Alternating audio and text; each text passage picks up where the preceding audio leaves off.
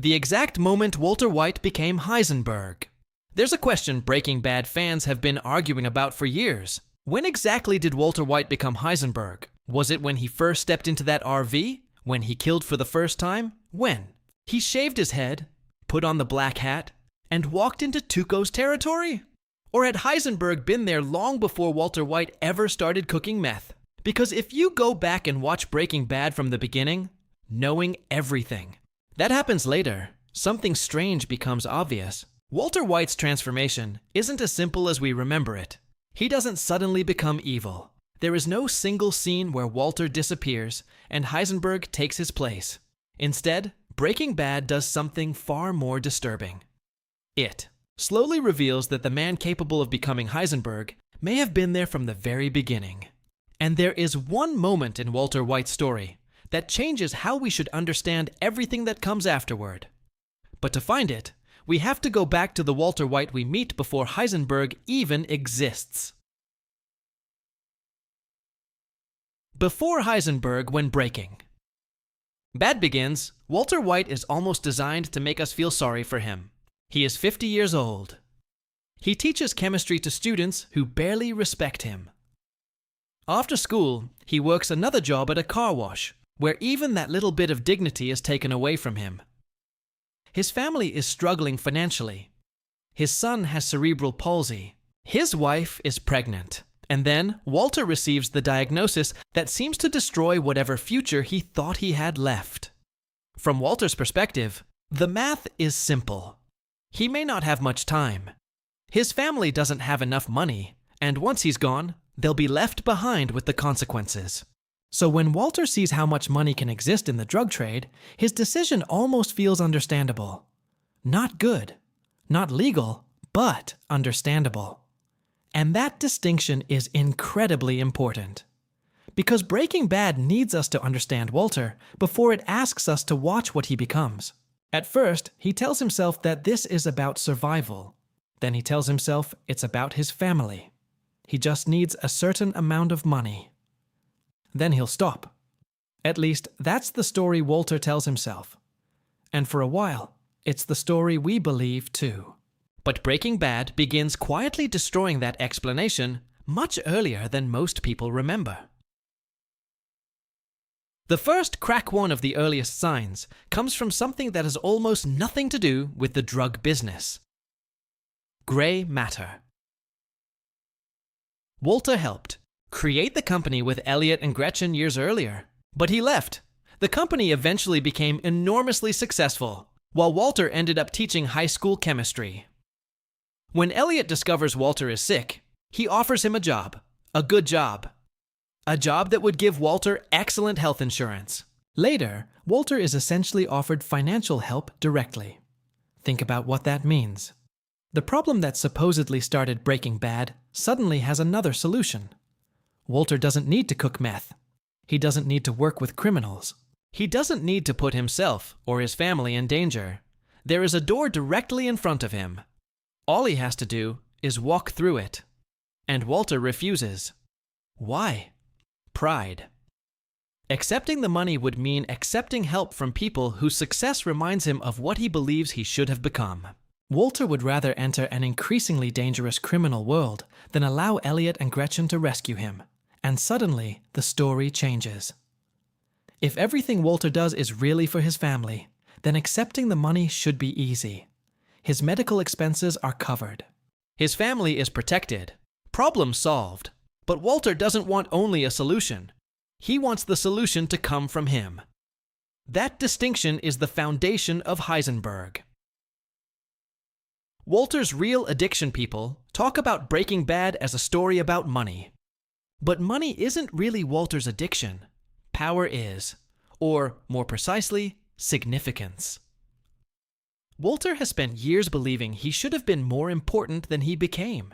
He is brilliant. He knows he's brilliant, and yet almost nobody around him seems to recognize it. His students don't appreciate him. His boss humiliates him. Hank dominates conversations with confidence and charisma. Gray matter becomes a billion-dollar reminder of the life Walter didn't have. For years, Walter has swallowed that frustration. Then something happens. He starts cooking, and suddenly, Walter White is exceptional again. His chemistry matters. People want what he creates. Criminals who would never care about a high school chemistry teacher suddenly need him. His product becomes famous. His knowledge becomes power. For the first time in years, Walter doesn't feel invisible. And once you understand that, Heisenberg starts looking less like an alter ego and more like permission. Walter isn't becoming another person. He's discovering a world where parts of himself he has suppressed for years are suddenly useful. His intelligence, his resentment, his pride, his need for control. Heisenberg gives all of them somewhere to go. The black hate, and then comes one of the most iconic transformations in television history. Walter shaves his head. He puts on the black hat. And he walks into Tuco Salamanca's territory. This is the moment many people point to as the birth of Heisenberg. And visually, it makes perfect sense. Walter suddenly looks different. He speaks differently. He walks differently. He isn't begging anymore. He's making demands. He walks into a room filled with dangerous men carrying what appears to be crystal meth. Then he demonstrates something Walter White rarely had before: absolute confidence. The explosion changes how Tuco sees him, but more importantly, it changes how Walter sees himself. He walks out with the money, and watch his reaction afterward. This isn't just relief. Walter enjoyed it. That's crucial. For most of his life, Walter has been forced to compromise. But Heisenberg doesn't compromise. He walks into the room and makes everyone else adjust to him. The black hat becomes a visual symbol of that identity. But I don't think this is the exact moment Walter becomes Heisenberg. This is the moment Walter realizes how good Heisenberg feels. There's a difference. Every line Walter crosses creates. Another line Breaking Bad's genius is that Walter rarely jumps from innocent to monstrous behavior in one move. Instead, the show gives him a line. Walter crosses it. Then another line appears slightly farther away. He crosses that one too. Again, and again, and again. Each decision makes the next decision easier. And because the progression happens gradually, something strange happens to us as viewers. We adapt with him. Things that would have horrified us in Season 1 begin to feel almost normal by Season 4. That's how Breaking Bad traps its audience inside Walter's moral decline. We're constantly asking, how much worse can he become? And then the show answers, worse than that. Jane's death is one of the biggest turning points. Walter arrives and finds Jesse and Jane unconscious. Then, Jane begins choking. Walter sees what is happening, and he has the opportunity to intervene. He doesn't. The importance of this scene isn't simply that Walter allows something terrible to happen. It's why Jane has become a threat to Walter's control over Jesse. She can pull Jesse away from him. She knows too much. She interferes with the relationship Walter believes he needs to control. Walter watches and makes a choice. This isn't an explosion during a confrontation. It isn't immediate self-defense. It's calculated inaction. For many viewers, this is the moment Walter White becomes Heisenberg. And it's an extremely strong argument. But I still don't think it's the final answer, because Walter can still hide from himself. He can tell himself Jane was dangerous. He can tell himself Jesse might have died with her. He can create explanations. Walter is incredibly good at explanations. Every time he does something terrible, he builds a story around it that allows Walter White to continue believing Walter White is still a decent man. But eventually, those stories stop working. The man who needs to be the one who knocks. By the time we reach Season 4, Walter's relationship with power has changed completely. Skylar is terrified by the world surrounding their family. She sees Walter as someone in danger. Walter cannot tolerate that, because Walter no longer wants to be seen as the frightened chemistry teacher desperately trying to survive. He wants to be recognized as powerful. So he makes one of the most revealing declarations in the entire series. He insists that he isn't merely the person waiting for danger to arrive. He is the danger. This moment matters because Walter isn't convincing a criminal. He's convincing his wife. There is almost nothing practical to gain. This is ego speaking. Walter wants Skylar to understand who he believes he has become. The frightened man from the pilot wanted money before he died. This Walter wants recognition. And once recognition becomes the reward, there is no number in a bank account that can make him stop. Gus Fring should have been Walter's dream. Walter gets an advanced laboratory, professional equipment, a massive salary, a controlled operation. He can cook, he can make money, he can provide for his family. If Walter's original explanation were still true, this should be enough. But Walter cannot live comfortably inside someone else's empire because Walter doesn't simply want to be successful. He needs ownership. He needs control. Gus is everything Walter thinks he should be. Calm, powerful, respected, strategic. And most importantly, Gus doesn't need Walter to feel important. That makes him dangerous to Walter in a completely different way. Their conflict becomes more than survival. It becomes a struggle over control. Eventually, Walter wins, and that victory changes him. Because once Walter defeats Gus Fring, something inside him becomes almost impossible to contain. He has proven that the chemistry teacher can beat the king. So why would he ever go back to being Walter White? The Empire. This is where one word exposes everything. Empire.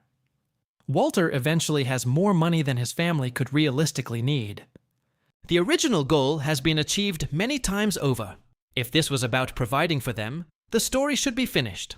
But Walter doesn't stop. Because stopping would mean returning to ordinary life. And ordinary life is exactly what Heisenberg was created to escape. When Jesse questions why they need to continue, Walter reveals what he actually wants.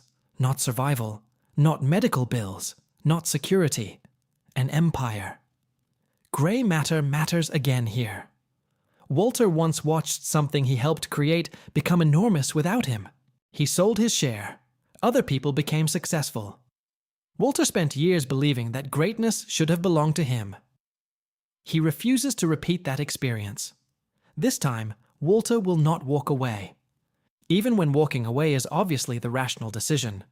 Because rationality was never the true engine behind Heisenberg, pride was. So when did Walter White actually become Heisenberg? This is where we return to the original question. Was it the first cook? No, Walter was still terrified and improvising. Was it his first killing? Maybe. But survival still explains much of his behavior. Was it the black hat? Symbolically, absolutely. But that was Walter discovering the power of Heisenberg. Was it Jane? That's probably one of the strongest moral turning points. Was it defeating Gus? By then, Heisenberg had almost completely taken control. But I think the most important moment happened much earlier. Walter became Heisenberg when he rejected the gray matter offer. Because that is the moment the central excuse behind his entire journey collapses. Walter is given a way to protect his family without becoming a criminal, and he chooses not to take it. Everything after that becomes harder to explain as necessity. He doesn't choose the easiest path for his family. He chooses the path that preserves his pride. And that's the seed from which everything else grows. The violence, the manipulation, the lies, the empire. The black hat isn't the birth of Heisenberg. It's the uniform. Heisenberg was born the moment Walter decided that solving the problem wasn't enough. Walter needed to be the man who solved it. But there's one more problem. Even that answer might be too simple. Because maybe Walter White never truly became Heisenberg. Maybe Heisenberg was always part of Walter. Think about the qualities that define him at the end. Pride, resentment, intelligence, ambition, a need for recognition, a need for control. Breaking Bad doesn't suddenly give Walter these qualities. They already exist. The cancer doesn't create them. The drug business doesn't create them. Those things remove the limits that kept them contained. Before the diagnosis, Walter believed he had decades left. He had responsibilities, a job, a family, rules. Then he believes his time is running out. And when a man who has spent years feeling powerless suddenly believes there may be no future consequences, he starts asking a dangerous question. Why should I keep living like this? At first, that question feels liberating. Eventually, it destroys almost everything around him. Why we kept rooting for him. And this may be Breaking Bad's greatest trick. The show doesn't only transform Walter. It transforms the audience. We meet him when he's vulnerable. We understand his humiliation. We understand his fear. So when he wins, part of us feels satisfaction. When he stands up to someone stronger than him, we cheer. When he becomes more confident, it initially feels like character growth. Then, little by little, the show forces us to confront what we've been cheering for. Walter's intelligence becomes manipulation. His confidence becomes arrogance. His determination becomes obsession. His desire to provide becomes a desire to control. And because we started the journey with him, we're always tempted to give him one more excuse, until eventually there aren't any excuses left. That's what makes Breaking Bad different from a simple story about a good man becoming bad. It's a story about how easily we can confuse power with growth when we sympathize with the person gaining it. Fortåren. The final confession, and after years of lies, Walter eventually reaches something he has avoided for almost the entire series. Honesty. For years, Walter's favorite justification has been his family. Everything was supposedly for them. The cooking, the money, the risks, the violence, the empire. But near the end, Walter finally admits the truth to Skyler. He did it for himself. He liked it. He was good at it, and it made him feel alive. That confession doesn't suddenly reveal something new. It confirms what Breaking Bad has been showing us for years. The tragedy isn't that Walter White woke up one morning and transformed into Heisenberg. The tragedy is that becoming Heisenberg gave Walter something ordinary life never gave him: a feeling of importance. And once he experienced it, he couldn't let it go. Det ist the real moment, so if we have to choose one moment, I choose gray matter. Not because it's Walter's darkest action. It isn't. Not because it's his most memorable scene. It definitely isn't. But because it's the moment Breaking Bad quietly gives Walter another road. A safe road, a legal road, a road that protects his family, and Walter looks at it and walks the other way. Everything after that becomes a consequence of that choice. Tuco shows him what power feels like. Jane shows us how far he'll go to protect his control. Gus gives him an enemy worthy of his intelligence. And the Empire finally gives him the recognition he always believed he deserved. But the seed was already there. Heisenberg wasn't born when Walter put on the hat. Heisenberg was born when Walter's pride became more important than the reason he claimed to be doing all of this. And maybe that's why Breaking Bad remains so fascinating. Because underneath the drugs, the money, the violence, and the criminal empire is a much more uncomfortable story. A man spends years telling himself that circumstances forced him to become someone else. Until, at the very end, he finally admits that nobody forced him. He chose it. And perhaps the scariest part of Walter White's transformation is that he enjoyed becoming Heisenberg. So now the question is yours. When do you think Walter White truly became Heisenberg? Was it gray matter, Tuco, Jane, Gus, or was Heisenberg already there from the very beginning?